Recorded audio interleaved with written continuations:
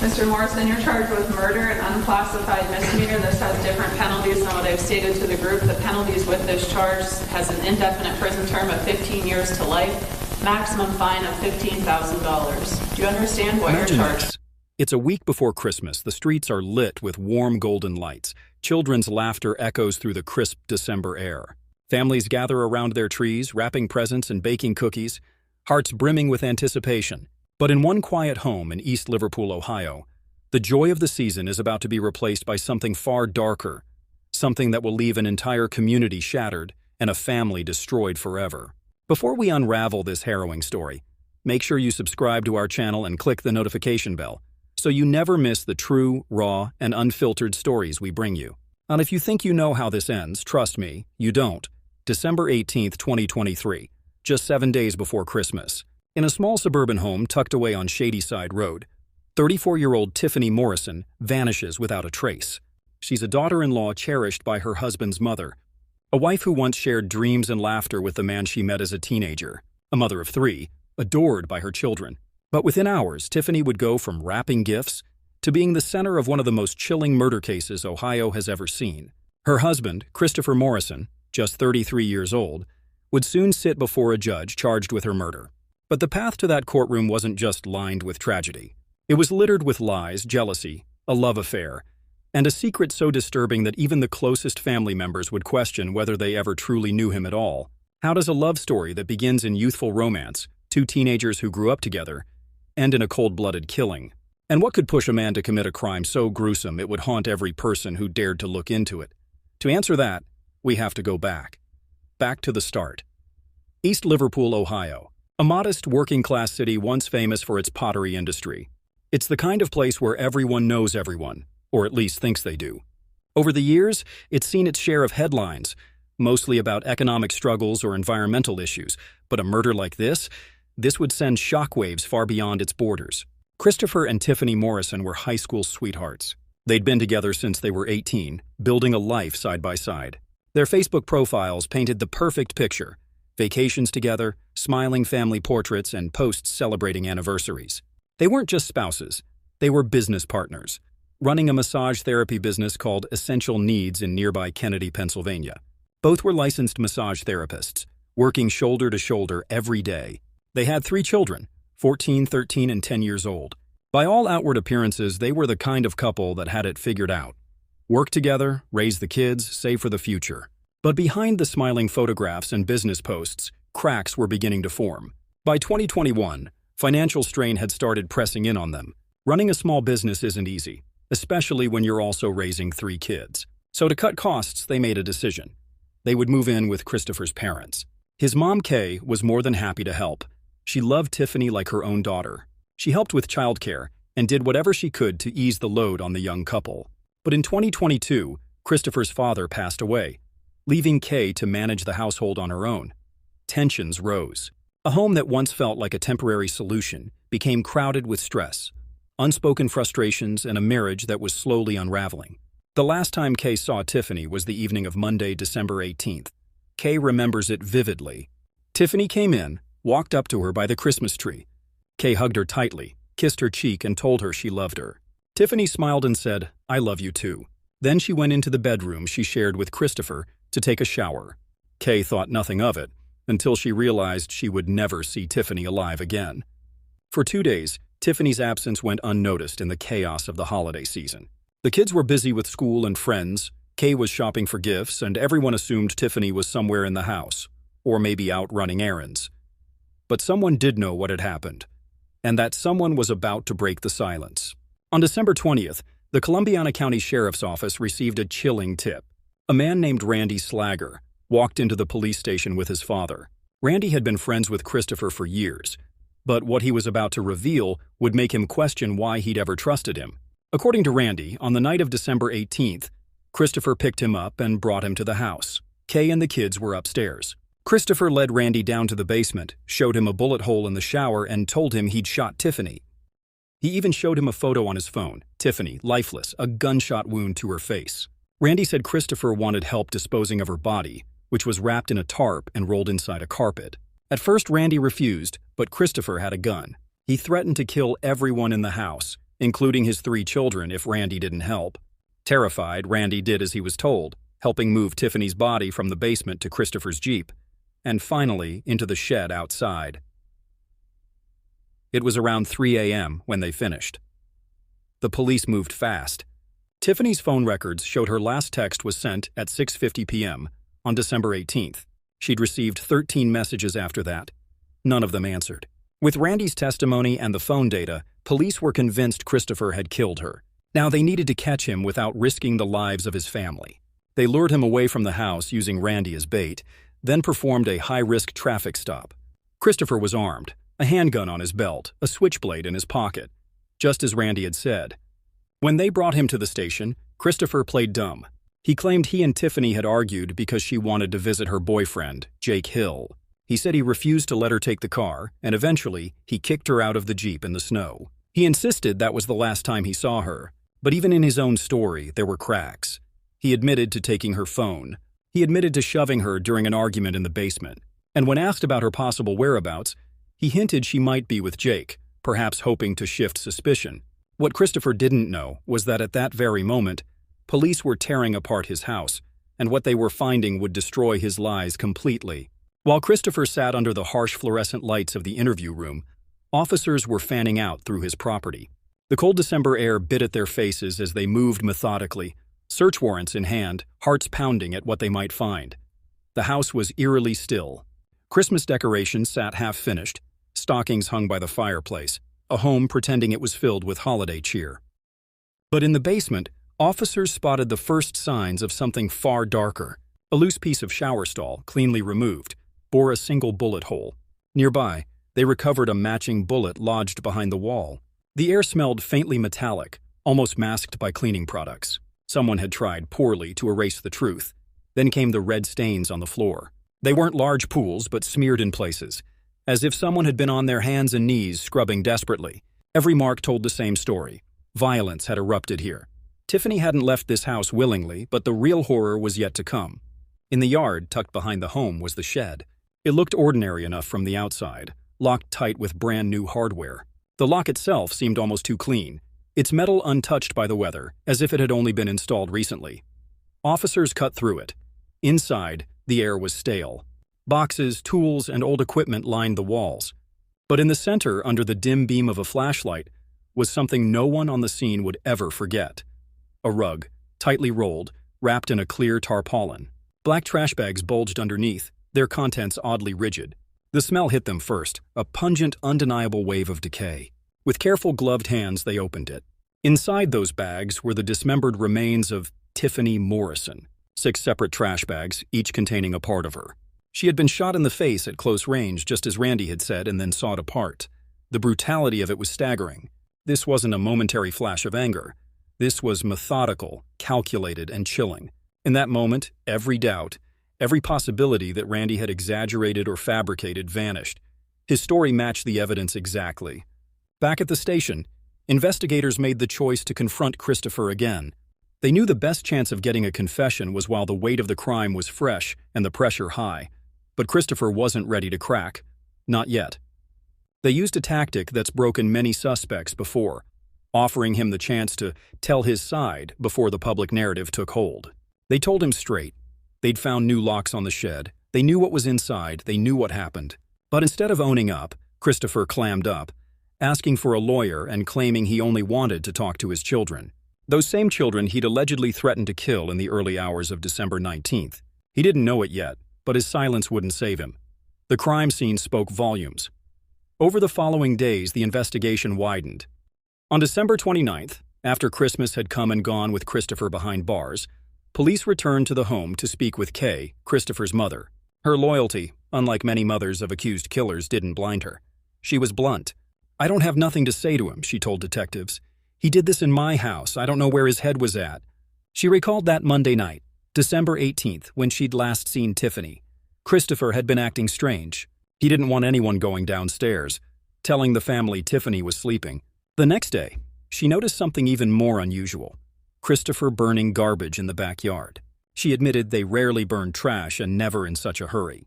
What Kay didn't realize then was that she might have been watching her son destroy evidence of his crime. Kay also painted a clearer picture of their marriage. She knew about the arguments, about Tiffany's desire to leave, and about the other man, Jake Hill. She revealed Christopher had once had his own affair with a co-worker named Kayla Laurie years before. It had caused deep wounds in their marriage, wounds that may never have fully healed. Perhaps Tiffany's affair was, in some way, a retaliation. Or perhaps it was simply the breaking point for a marriage already fraying at the seams. But Christopher's response was extreme, vindictive, and, based on what would later come out, planned. In one of the most disturbing details, Kay confirmed that Christopher had sent explicit images of Tiffany and Jake to his teenage son, trying to turn the children against their mother. This wasn't just a crime of passion, it was emotional warfare. And then came the revelation that cast Christopher in an even darker light, his history of violence.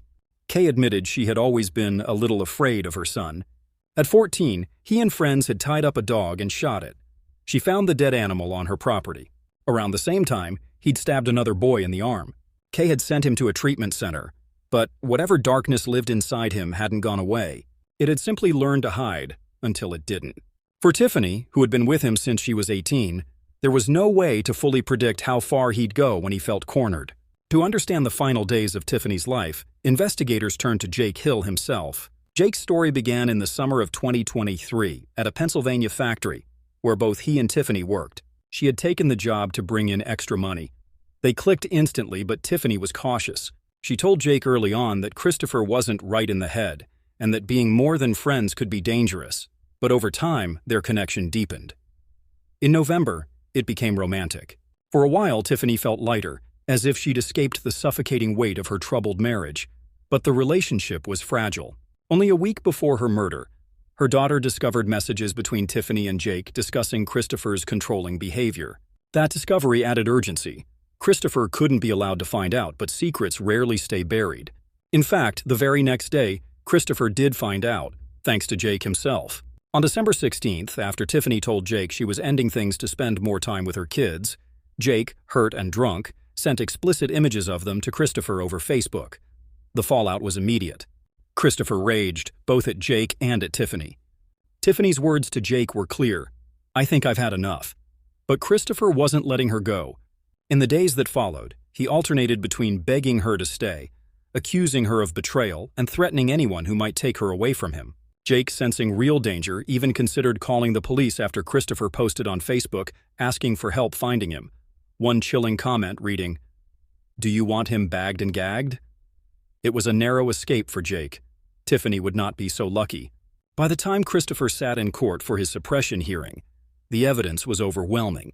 And then, in one of the most baffling self-inflicted blows to his own defense, Christopher, under oath, slipped. When asked by the prosecutor if Tiffany's remains in his shed were a source of stress, he said yes. That one word, yes, confirmed what he had spent weeks denying. He knew where she was all along. From there, it was over. The following year, Christopher Morrison pled guilty to Tiffany's murder. On December 17, 2024, he was sentenced to life in prison, with no chance of parole for at least 25 years. The judge's words cut deep. "You call her a bad mom, how dare you? You stand here claiming you loved her, but this is how you treat someone you love? You're a narcissist, it's only ever been about you." For Christopher, prison walls would be his new reality. For Tiffany's children, the loss was immeasurable. Both parents gone, their lives forever scarred by one brutal night. December 18, 2023. It's early evening, the kind of winter night where the cold seeps through every crack and corner of the house. Christmas lights glow faintly outside, but inside Christopher Morrison's mind, there is no holiday warmth, only resentment, suspicion, and rage. Upstairs, the children are either in their rooms or with Kay, the grandmother who has always tried to keep the household from unraveling. Downstairs, Christopher sits with thoughts that are turning darker by the minute. For days, he's been simmering. The images Jake sent are burned into his mind, replaying over and over like an endless reel. To him, they aren't just pictures. They're a humiliation, a mark against his control over Tiffany. And control is something he's never been willing to lose. Tiffany, for her part, is tired. Tired of the arguments, the jealousy, the constant push and pull. She's thinking about the life she might have without Christopher. One where she could breathe, make her own decisions, maybe even find peace. But every time she gets close to leaving, she hesitates. There are the kids, there's the shared business, and then there's the fear. The fear of what Christopher might do if she actually walked away, sometime after 6:30 p.m. Tiffany tells Kay she's heading to her room to take a shower. Kay remembers hugging her at the Christmas tree just moments before, not knowing it would be the last time. Tiffany closes the bedroom door, and in the muffled distance, water starts to run. Downstairs, Christopher's mind is racing. In his later police statements, he'd claimed that Tiffany was planning to see Jake that night, that she wanted to take one of the family cars to meet him. Whether that was true or just the story he told himself, we may never know. What we do know is that at some point, the tension between them boiled over. He confronts her in the basement, a place tucked away from the rest of the house. She's cornered, both physically and emotionally. They've had this fight before, but tonight there's no break in the argument, no moment where either of them walks away to cool down. Instead, Christopher escalates. In the interview room days later, he would admit to shoving her. He would claim it wasn't meant to hurt her, but shoving becomes grabbing. Grabbing becomes yelling, and somewhere in that descent, he makes the decision that changes everything. The gun is in his hand. Not by accident, not in self-defense, he has it because, in his mind, the argument has reached a point of no return. He points it at her, the barrel no more than a few feet from her face. And then in a deafening flash, it's over. Tiffany's body crumples. The air smells instantly of gunpowder. The shower in the next room is still running, oblivious to the fact that life has just ended in the basement. Christopher stands there for a moment, breathing hard, staring at what he's done. This is the point where most people would freeze, where the reality of killing someone they once loved would paralyze them. But Christopher doesn't call for help. He doesn't run to Kay and say something terrible has happened. Instead, his thoughts pivot instantly, not to grief but to logistics. He cleans the blood from the shower area, scrubbing until the smell of cleaning products mingles with the metallic tang of what was just there. He thinks about the kids upstairs. He thinks about the possibility of someone walking down here. And he thinks about the body lying at his feet. It's here that the cold, calculated part of the crime begins. The part that would make even seasoned detectives stop in their tracks later on. Around this time, Christopher reaches out to the one person he thinks he can trust, his longtime friend, Randy Slager. He tells Randy to come over. Randy thinks it's just another night, maybe to hang out, maybe to vent. But when he arrives, Christopher doesn't lead him to the living room or the kitchen. He leads him down into the basement, to the scene of the killing. He shows Randy the bullet hole in the shower stall. He shows him Tiffany's body. And then, in a move that makes Randy's stomach churn, he pulls out his phone and shows him a photo. Tiffany, lifeless, the wound to her face unmistakable. Randy is horrified. He refuses to help at first, but Christopher's voice turns cold, his hand resting on the gun at his side. He makes it clear, if Randy calls the police, he will kill everyone in the house, including his 3 children. Faced with that threat, Randy complies. Together, they wrap Tiffany's body in a tarp, then roll it inside a carpet. It's heavy, awkward, and the act itself is nightmarish. They carry her up the stairs, every creak of the wood sounding impossibly loud in the stillness of the night. They move her outside into Christopher's Jeep, the cold air burning their lungs with each breath. The final destination is the shed. Inside, they lay the wrapped body down. Christopher's eyes are scanning the space, already thinking about how to hide it. But for now, the door closes, the lock clicks, and the shed becomes a tomb. It's 3 a.m. when they're done. The house is silent again, as if nothing happened. The children sleep upstairs. Kay sleeps in her room. And Christopher walks back into that house like a man who's just completed a chore, not a murder. For the next 2 days, Tiffany's absence goes unnoticed. In the chaos of the holiday season, everyone assumes she's either with friends or running errands. But Christopher knows exactly where she is, and exactly what he's done. By the time Randy comes forward to police on December 20th, the crime scene is waiting for them, locked away in that shed. Randy's father, recognizing the danger, urges him to tell the truth. And so he does, walking into the police station and setting the chain of events into motion that will unravel Christopher's story, piece by piece. The police's first priority is safety. Christopher has threatened to kill his children. He's armed, so they lure him out, using Randy's request for a ride as bait. On the roadside, under the flashing red and blue lights, Christopher is pulled over. A handgun rests on his belt line, a switchblade in his pocket, exactly as Randy had described. When he sits in the interview room, he acts confused, pretends he doesn't know what's going on, tells them Tiffany wanted to go see Jake, that he kicked her out of the Jeep in the snow. That was, he insists, the last time he saw her. But he can't keep his story straight. The more he talks, the more he reveals small truths, admitting to shoving her, admitting to having her phone, admitting to arguments in the basement. He thinks he's controlling the narrative. He doesn't know the evidence is already speaking louder than his words. The search team steps into the yard. Snow crunches under their boots as they approach the shed tucked behind the Morrison home. At first glance, it's nothing remarkable. Just a storage space where you might expect to find tools, boxes, maybe old holiday decorations. But the brand new lock catches an officer's eye. It gleams under the flashlight, too fresh, too clean, out of place among the weather-worn surroundings. They cut it open. Inside, their flashlights sweep across shelves and clutter until they stop, dead on a shape in the center of the floor.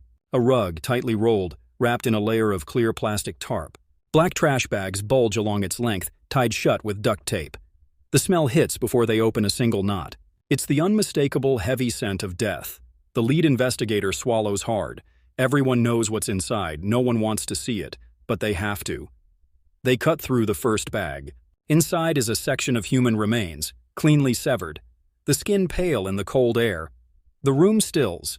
Even among seasoned officers, there are sharp inhales, a muffled curse, the sound of someone stepping back to collect themselves. They continue. Bag after bag reveals another part of Tiffany Morrison, 6 in all. Her face tells the story Randy already gave them. A single gunshot wound. Powder burns around the entry point confirm she was shot at close range, no more than 3 feet. This was no accident, no warning shot. It was execution. Forensics begins photographing everything. The rug, the tarp, the bags, the lock, the position of each item. These images will become the silent witnesses that speak in court when Christopher tries to twist the narrative. Meanwhile, in the station, Christopher still thinks he can talk his way out. His version is simple. Tiffany wanted to see Jake, he kicked her out of the Jeep, and that was the end of it. But the officers listening know they've just uncovered her remains on his property. They're not dealing with a missing person case anymore. They're dealing with murder. When they re-enter the interrogation room, they change the tone. No more polite curiosity, no more letting him ramble. They lean in. Christopher, we know about the shed. We know about the new locks. We know what happened. They give him an opening, the chance to confess, to at least give his version of the truth. But instead, he shuts down. He wants a lawyer. He says he only wants to speak to his kids. The same kids, remember. He allegedly threatened to kill in the early morning hours of December 19th if Randy went to the police. For the investigators, his refusal doesn't matter. The crime scene is speaking for him, and it's saying everything they need to hear. December 29th. Christmas has passed. The lights still twinkle faintly in the windows, but inside, the house is now part crime scene, part shattered memory. Detectives return to speak with Kay. She's exhausted. Her voice is hoarse, her eyes shadowed from sleepless nights. Kay is different from many mothers of accused killers. She doesn't rush to defend her son. She doesn't claim it's all a misunderstanding. Instead, she's blunt. I don't have nothing to say to him, she tells them flatly. He did this in my house. I don't know where his head was at. She remembers the last time she saw Tiffany, December 18th, by the Christmas tree. That night, Christopher was acting strangely. He didn't want anyone going downstairs. Said Tiffany was sleeping. The next day, he was burning trash in the backyard. They almost never burned trash, and certainly not in that kind of hurry. Looking back, she wonders if she had witnessed the destruction of evidence. Kay also confirms what investigators already suspected. This marriage had been troubled for a long time. She knew about Tiffany's relationship with Jake Hill. She also knew Christopher had once had an affair with a woman named Kayla Laurie, a co-worker from the massage business. That affair had ended years earlier, but the damage lingered. Old betrayals don't fade easily. Then came one of the ugliest details yet. Christopher had sent his teenage son explicit images of Tiffany and Jake, trying to turn his children against their own mother. It wasn't just physical violence he was capable of. It was psychological warfare. And perhaps most chilling of all, Kay reveals Christopher's history. At 14, he had tied up a dog with friends and shot it, leaving the body for her to find. Around the same time, he stabbed another boy in the arm.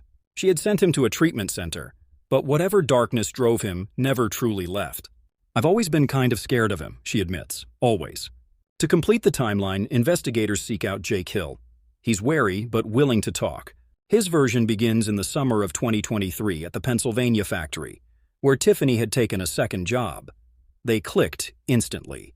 At first, she kept her distance, warning him that Christopher was not right in the head. But by November, they were more than friends. For a while, Tiffany felt like she was breathing again. But the secrecy was stressful, and when her daughter discovered messages between them, the clock started ticking. Christopher couldn't find out. If he did, she feared what might happen. And then, the tipping point, December 16th.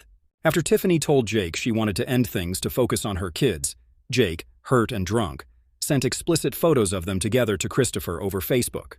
The messages were sent, then unsent, but the damage was done. Christopher had seen enough. From that moment, Christopher's anger spiraled. He confronted Tiffany, accused her of betrayal, and threatened Jake online. He even made a Facebook post asking friends to help locate Jake. One chilling reply asked if he wanted Jake bagged and gagged. For Jake, it was the moment the joke stopped being funny.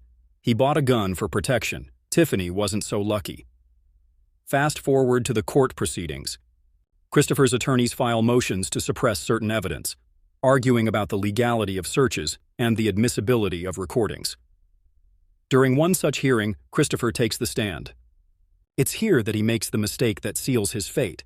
The prosecutor asks, "Were you under a lot of stress because Tiffany Morrison was chopped up in your home?" Christopher tries to dodge. Talks about the business, the kids, the marriage. The prosecutor presses, "So the fact that Tiffany Morrison was dead in your shed at your home, that wasn't a stressor for you." And then, the slip. "It was a stressor," Christopher says. In that single sentence, he admits what he denied for weeks. He knew exactly where she was. From there, the path is set. The evidence, the admission, the threat to Randy, all of it piles up until Christopher has no moves left. He pleads guilty. December 17th, 2024. In court, he hears his sentence. Life in prison, with no chance of parole for at least 25 years. The judge looks him in the eye. "You called her a bad mom. How dare you? And then you stand here claiming you loved her. Is this how you treat someone you love? You're a narcissist. It's only about you." The trial was over. The gavel came down. Christopher Morrison was led away in handcuffs, his eyes empty, his future reduced to a cell and the slow passing of years. But the damage he left behind? That would never be contained by prison walls. 3 children, once living under the same roof with both parents, were now orphans in all but name. Their mother, Tiffany, brutally taken from them. Their father, condemned for killing her. No matter how carefully the adults around them would try to soften the truth, the reality would seep in. The person who was supposed to protect them had destroyed their world. Kay, the grandmother who had loved Tiffany like her own daughter, was left to pick up the pieces. She would raise the children now, guiding them through grief, anger, and confusion. But she would also have to live every day with the knowledge that the house she opened in love had become the scene of a murder. The memories of Christmas lights, laughter, and family dinners had been poisoned by the image of detectives combing through her shed. For Tiffany's friends, the shock was just as deep. They replayed moments in their minds, times when they'd seen her smile, heard her laugh, felt her warmth, and tried to reconcile it with the horror of her final hours. How could someone they knew, someone they welcomed into their homes, end up in such a nightmare? And how had Christopher, the man she'd chosen at 18, hidden such darkness for so long? The questions swirled, but there were no answers that could truly make sense of it. In court, Christopher admitted the truth that had hung in the air from the start. He killed Tiffany to stop her from divorcing him. The thought of her with Jake or with anyone else was something he could not tolerate. It wasn't about love. It wasn't about saving the marriage. It was about ownership. If he couldn't have her, no one could. This mindset, twisted, possessive, and deeply narcissistic, turned their home into a trap. It transformed every argument into a risk, every step Tiffany took toward independence into a threat. And in the end, it turned Christopher into a killer. The prosecution called it what it was: a cold-blooded execution followed by a calculated attempt to hide the evidence. He didn't just take her life, he desecrated it, cutting her body into pieces and sealing them away like a secret he thought he could keep forever. That decision, more than anything, spoke volumes about his lack of remorse. And yet, even in the face of overwhelming evidence, Christopher never expressed genuine regret. Not for Tiffany, not for the trauma inflicted on his children, not for the family he shattered beyond repair. His guilt was only acknowledged when the weight of proof crushed every other option. But Tiffany's story cannot, and should not, be defined by the way she died. She was a mother who loved fiercely, a woman who worked hard, juggling a business with her husband and extra shifts to provide for her kids. She had dreams for a better future, even if that future meant finding her own path. And she had the courage, however briefly, to imagine a life beyond the control she lived under. The tragedy is that she never had the chance to fully step into that new life. The warning signs were there: the jealousy, the controlling behavior, the history of violence. But like so many who live in the shadow of an abusive partner, Tiffany stayed longer than she should have. Not because she was weak, but because walking away is never as simple as people on the outside believe. There are children to think of, finances to consider, and a constant calculation of the risks. Sometimes staying feels safer until it isn't. For Jake Hill, the man Tiffany had been seeing, survival came down to a grim twist of fate. Christopher's anger, his fixation on revenge, could easily have extended to Jake. In another version of this story, there might have been two bodies in that shed. Jake lives with that knowledge, that Tiffany's death could have been his, and that nothing he could have said or done in those final days would have stopped Christopher's rage. When the judge spoke at sentencing, the courtroom was silent. "You call her a bad mom, how dare you? You claim to love her, but this is how you treat someone you love? You're a narcissist, it's only ever been about you." Those words echoed in the air, sharp as the cold outside the courthouse. Christopher barely reacted. His fate was sealed. A life behind bars with no chance of parole for 25 years. By then, his children would be adults. The family home would be long gone. The world he once controlled would have moved on without him, but the scars remain. Not just for the people who loved Tiffany, but for the entire community. East Liverpool is a small city. News like this doesn't just make headlines. It weaves into the conversations at diners, in church halls, at school pickup lines. People wonder how they didn't see it coming. They question how well they really know the people living next door. For some, the answer brings unease. For others, it's a wake-up call. Tiffany's story is a reminder, a brutal one, that domestic violence is not always visible from the outside. It can live quietly in the spaces between smiles and Facebook photos. It can be hidden behind the walls of a family home until one day it explodes into tragedy. Her death is also a reminder of how dangerous the moment of leaving can be. Statistics show that the most lethal time for a victim of domestic abuse is when they try to walk away. It's the moment the abuser feels their control slipping. And in cases like Christopher's, that loss of control can turn deadly. So as you sit here watching this, maybe ask yourself, how many people around you might be living in silence, weighing the risks, calculating the safest way out? And if they came to you for help, would you know what to do? Would you know what to say? For Tiffany, help came too late. But for someone else, maybe it doesn't have to. Christopher Morrison will spend decades behind bars, but his sentence doesn't bring Tiffany back. It doesn't give her children their mother, or erase the years of fear and manipulation she endured. What it does is lock away the man who decided her life was his to take. It draws a hard line between justice and mercy, and in this case, justice won.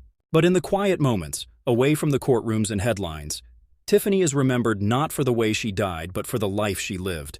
Her laughter, her love for her children, the dreams she dared to imagine. If this story has moved you, I want you to do two things. First, subscribe to this channel and turn on notifications so you don't miss the stories that matter. Stories that pull back the curtain on the hidden, the dangerous, and the real. Second, if you or someone you know is in a controlling or abusive relationship, reach out to the National Domestic Violence Hotline at 800-799-7233 or text START to 88788.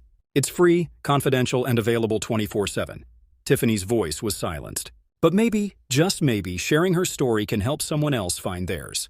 Until next time, stay safe, take care of one another, and remember, what's hidden behind closed doors can be far darker than you imagine.